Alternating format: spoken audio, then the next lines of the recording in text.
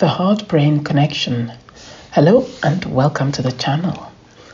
Having once worked as a cardiologist in a hospital not far from a major UK heart transplant centre, one of my tasks in that job was to prepare patients for heart transplant and to liaise with the specialist transplant team as they came at all hours of the day or night to harvest a heart for transplant from a dying but otherwise healthy, usually young donor who was dead or dying from a non-natural cause. For instance, a traffic accident of some sort, usually a high-speed motorbike accident. It was a gruesome job, but it was one which fascinated me no end. I was, of course, at the front end of cardiac transplantation, but I later heard so many stories from the back end of cardiac transplantation, meaning the aftermath of the cardiac transplant, that made my hair curl. In this video, I share some anecdotal and scientific evidences that we only know just the tip of the iceberg when it comes to what exactly the heart is and what it is capable of. In one sense, the title of this video should be Ode to the Heart. The human body is a marvel of interconnected systems, each with a unique function, but also working in tandem with others to maintain health and homeostasis. The status quo of bodily function. Among these, the relationship between the brain and heart is particularly significant, both in terms of physiological function and the emerging understanding of how emotions, consciousness, and memory may be affected by the interaction between these two organs. The connection between the heart and brain has been studied in various fields, from neuroscience to cardiology, revealing a complex network of signals that flow both ways between the two organs. To understand the heart-brain connection, it is important to first recognize the distinct yet complementary roles each organ plays. The heart is a muscular organ that pumps blood throughout the body, delivering oxygen and nutrients to tissues while also removing waste products. The brain, on the other hand, acts as the command center of the body, processing sensory information, regulating bodily functions, and controlling cognition, emotions, and behavior. The connection between the heart and brain is maintained primarily through the autonomic nervous system, which controls involuntary functions such as heart rate, blood pressure, and respiration, breathing. The two major branches of the autonomic nervous system, the sympathetic and parasympathetic systems, work together to regulate the body's response to stress and relaxation. The sympathetic nervous system prepares the body for fight or flight responses, increasing heart rate and blood pressure, while parasympathetic nervous system promotes a rest and digest state, slowing down the heart rate. Beyond this immediate physiological feedback loop, there is growing evidence to suggest that the heart may have a more profound role in influencing the brain, particularly in terms of emotional and cognitive experiences. The heart is not just a pump. It also contains a vast network of neurons, which has led some researchers to describe the heart as having its own brain or intelligence.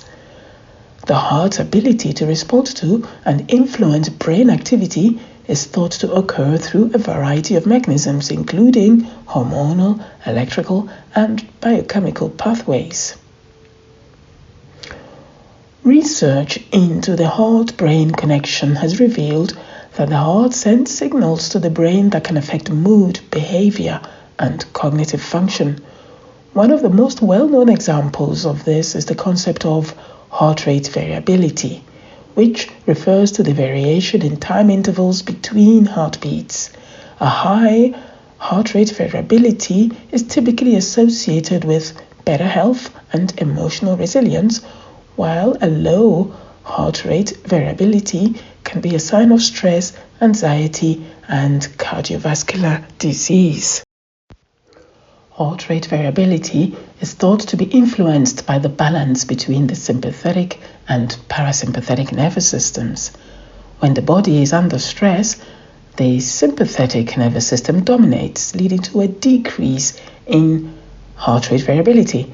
On the other hand, when the parasympathetic nerve is activated during relaxation or positive emotions, heart rate variability increases. This variability is not only an indicator of physical health, but also provides insight into the state of the brain, as the heart rhythms can directly impact the brain's emotional processing and decision-making capabilities. Studies have also shown that the heart can influence brain activity through its own electrical signals. The heart's electromagnetic field is approximately 60 times stronger than that of the brain and can extend several feet beyond the body. This electromagnetic field is thought to influence the brain, particularly affecting emotional states, mental clarity, and overall brain function. Researchers have suggested that the heart's ability to synchronize with brain waves may explain why certain emotional states, such as love or fear, can lead to physical sensations in the heart, such as a racing pulse or tightness in the chest. One of the most intriguing aspects of the heart-brain connection arises in the context of heart transplantation. In a heart transplant, a patient receives a donor heart to replace their own diseased or damaged heart. The procedure saves lives, but raises profound questions about the heart's role in consciousness, memory, and personality. Following a heart transplant, patients often report experiencing changes in their emotions, personality, and even memories, leading some to speculate that the heart might have some influence over the mind. While these experiences may sound extraordinary, there is growing anecdotal and scientific evidence that suggests the heart-brain connection is more than just metaphorical. One of the most compelling ideas about the heart-brain connection in heart transplant patients is the theory of cellular memory. This hypothesis suggests that cells in the heart, particularly in the donor heart, may retain memories or emotional experiences from the donor's life. Some heart transplant recipients have reported adopting preferences, tastes, and even emotional responses that appear to match those of the donor, despite having no prior exposure to these traits. In some high-profile cases of heart transplant, the recipient has even been known to wake up from the operation speaking an entirely different language, a language that was later found to be that of the donor.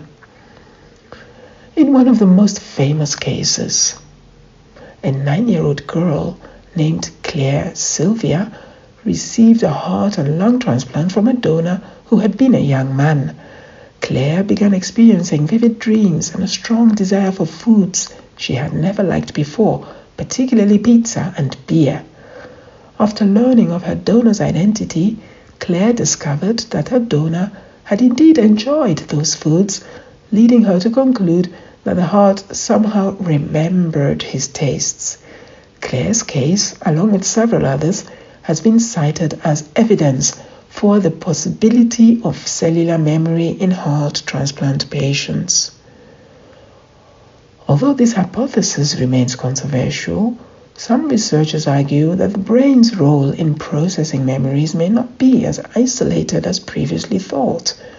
If the heart is capable of retaining some aspects of memory, as the cellular memory hypothesis suggests, it may imply that emotional and cognitive experiences are not solely the domain of the brain, but are shared across different organ systems, in the body.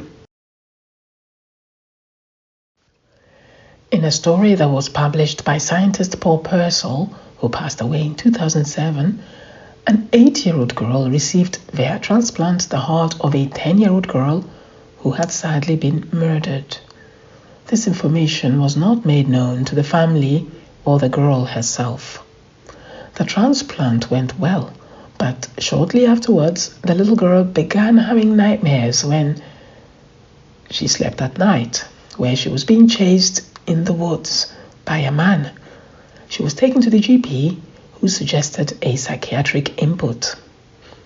The psychiatrist confirmed that this was not just a dream. This had all the characteristics of a memory that the little girl was recounting. Further investigation into the dead girl's life led to the uncovering of the fact that she had been assaulted and murdered in the woods after she had been there after dark alone. Moreover, the killer had whispered some words to her as he killed her. These exact words were remembered and reported by the recipient of the dead girl's heart. A forensic artist was called in and he sketched an impression of the killer's face using information from the little girl. And sure enough, it didn't take long before the killer was identified.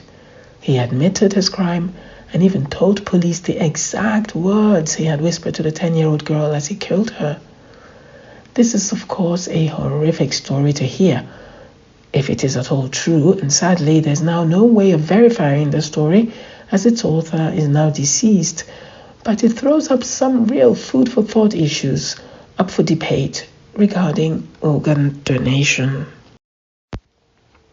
Beyond the idea of cellular memory, heart transplant patients often report experiencing emotional and psychological changes after their procedure. These changes can vary, with some recipients describing a new sense of calm or altered emotional responses. One explanation for these changes is the role of the autonomic nervous system in regulating both heart function and emotional states. The heart plays a key role in managing the body's response to stress, and when a new heart is transplanted, it may alter the recipient's emotional regulation, leading to different mood states or a change in personality. In a study published in the Journal of Heart and Lung Transplantation, researchers followed 10 heart transplant recipients and found that several of them exhibited shifts in personality traits. Some patients reported becoming more outgoing and optimistic, whereas others described feeling less emotionally burdened by past trauma. While this does not necessarily support the idea of cellular memory, it does suggest that the heart-brain connection could have a profound impact on emotional regulation and mental health after a heart transplant. Heart transplantation represents one of the most critical medical interventions for patients with end-stage heart failure or severe coronary artery disease. While the recipient benefits from the donor's heart in terms of life extension and improved function, heart transplant patients can experience unexpected outcomes related to their new organ, some of which may be linked to sensory nerve fibers and their associated memory. Before delving into the complex intersection of these so-called sensory neurites and cell memory in heart transplantation, it is essential to first understand what sensory neurites are and how they function within the heart. Sensory neurites in the heart are specialized nerve fibers that transmit sensory information, including mechanical and chemical signals from the heart to the central nervous system, the brain. These fibers are present in both the intrinsic cardiac nervous system and the extrinsic autonomic nervous system, where they form part of the sensory network that monitors the heart's physiological state. These fibers are sensitive to a variety of stimuli, including stretch, pressure, chemical changes in blood, and even pain. Mechanoreceptors, chemoreceptors, and nociceptors are the primary types of sensory receptors found within the heart, and each serves a unique purpose in regulating heart function. The mechanoreceptors are receptors that detect changes in the mechanical state of the heart, such as stretching of the heart wall in response to changes in blood volume or pressure. The chemoreceptors are located in the heart and its vasculature and the blood vessels. These receptors are sensitive to fluctuations in blood gases, including oxygen and carbon dioxide levels, which influence heart rate and blood pressure. The nociceptors are pain receptors that are activated during ischemic events, heart attacks, angina, and other types of cardiac injury, and these transmit pain signals to the brain. The information relayed by sensory neurites to the brain is critical for the regulation of heart rate, blood pressure, and overall cardiovascular homeostasis, maintaining the status quo of the heart's function. For instance, baroreceptors, which are a subtype of mechanoreceptors located in the heart and blood vessels, play a pivotal role in blood pressure regulation. When blood pressure increases, these sensory neurites trigger reflexes that help lower heart rate and dilate blood vessels. Similarly, nociceptors are involved in the sensation of pain during cardiac events like a heart attack, warning the brain about the potential damage or distress in the heart tissue. Cell memory refers to the idea that cells retain some aspect of the history or experience of their origin, which can manifest even after being transplanted into a new environment. While traditionally associated with phenomena like epigenetics or cellular reprogramming, cell memory has recently been used in a broader sense to explain how transplanted tissues, including organs, might remember characteristics of their previous host, especially in cases of organ transplantation.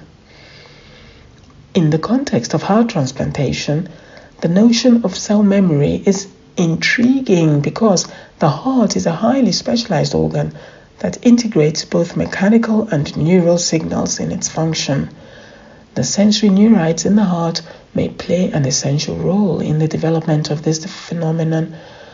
This idea has led researchers to explore the possibility that the heart, upon being transplanted into a new recipient, may carry over some neural memory from the donor.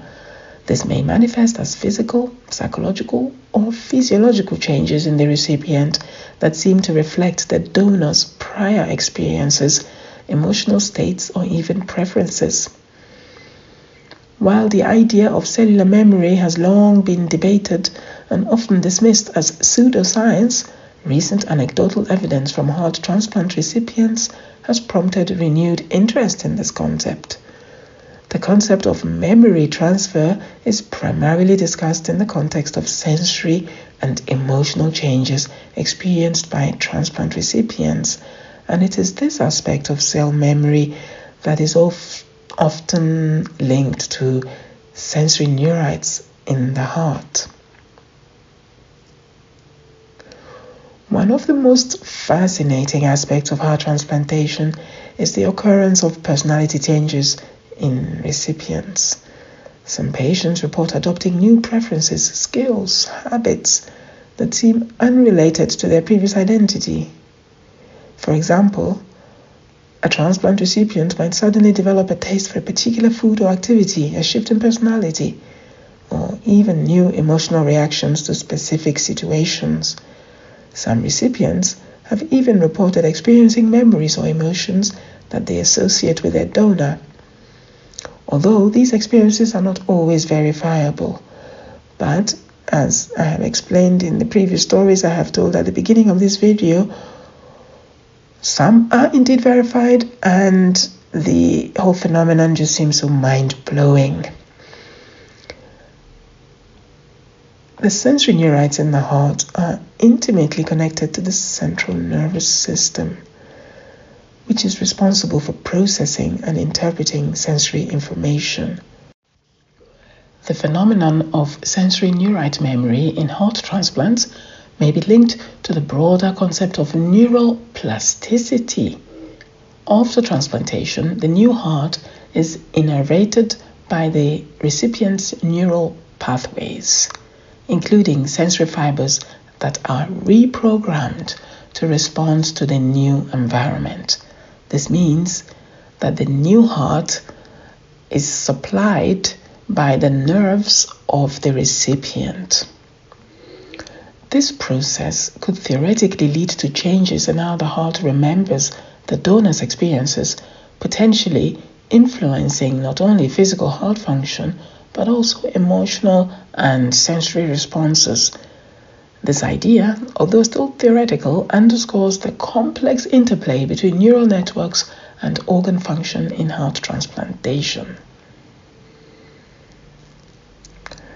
The idea that heart transplant recipients can inherit memories or emotional traits from their donors is largely anecdotal, of course. Many of the reports of personality changes, preferences, and memories have not been scientifically verified and may be influenced by psychological factors such as the placebo effect or the psychological adjustment to the new organ. But I don't really believe that. The evidence is too compelling for us to still believe this. But what do you think? Let me know in the comments, please. The role of epigenetics. Now, for those of you who don't know, epigenetics is the study of how gene expression is modified by environmental factors without altering the underlying DNA sequences. This may offer a scientific explanation for some of the changes observed in heart transplant recipients.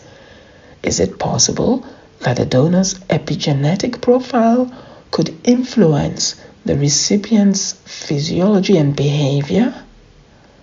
Although the role of sensory neurites in this process is still unclear, the idea that the transplanted organ might carry epigenetic markers from the donor remains an area of active research.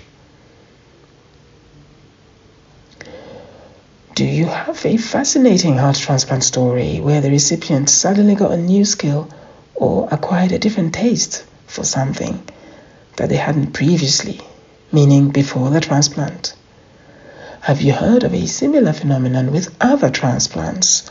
Lung, pancreas, even eyes, specifically cornea. Are there implications for egg donation in the field of in vitro fertility? What do you think about the subject? By all means, let me know. You can, of course, also ask me anything. Go on, ask a